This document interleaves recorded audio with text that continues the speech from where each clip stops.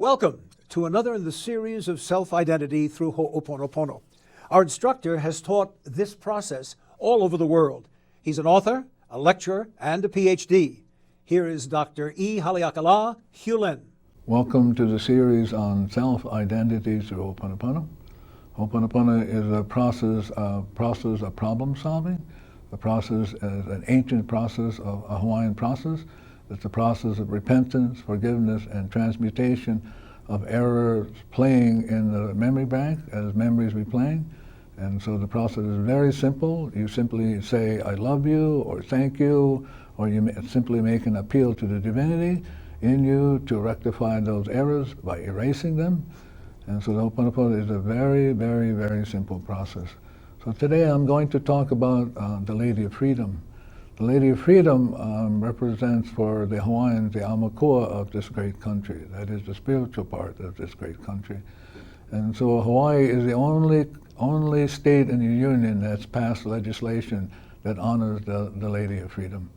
And so the Lady of Freedom is really a clay model that was used to create the copper model that sits on top of the U.S. Capitol. So years ago in 1980, Morrnah was visiting the Washington, D.C., and as she was visiting, walking in front of the U.S. Capitol, she heard this little voice say to her, "Do you know who I am?"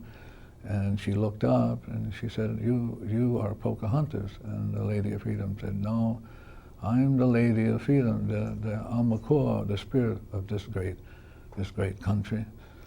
So Morrnah began her long search to bring the Lady of Freedom to the attention of the U.S. public, particularly to the U.S. Congress. So she solicited the assistance of he was then the U.S. representative from Hawaii. He is now a senator from Hawaii, Senator Akaka. She got him to get involved in the process. And so Senator Akaka introduced her to the architect of the Capitol, George White. So she visited with George White, and she got him to agree to allow her to raise $25,000 to renovate the Lady of Freedom. So the whole process began by Morrnah raising this money. So it basically came from students from across the country. And so she raised the money, and then she offered it to the George White, the U.S. Capitol, and he provided other resources. And then the Lady of Freedom was renovated, and she ended up in the Russell Rotunda. And then years later, through this process, the Lady of Freedom was moved to the U.S. Capitol Visitors Bureau Center, where she's now located. So this great lady represents the Aumakua, or the superconscious of our great country.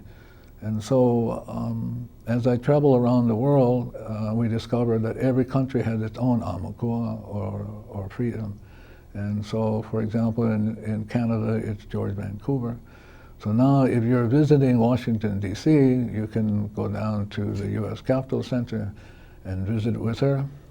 And again, this work of Morrnah resulted from the cleaning. And so as she did her cleaning, the different people who showed up, the people who were right and to direct her where to go to look for funds, so we raised the fund, the right people to show up. Senator Kaka showed up, the U.S. The curator of the U.S. Capitol showed up, Will Allen. And so as Morrnah did her cleaning, all of these people showed up. So today, if you're in Washington, D.C., I would recommend that you visit the Lady of Freedom in the Russell Rotunda. She's beautiful. I mean, absolutely beautiful. And then we have the King Kamehameha, who is also the Aumakua of Hawaii, is also in the Russell Rotunda. So you get to visit both of them. Thank you very much. This has been another in the series of self-identity through Ho'oponopono. For more information, self-identity through Ho'oponopono.com.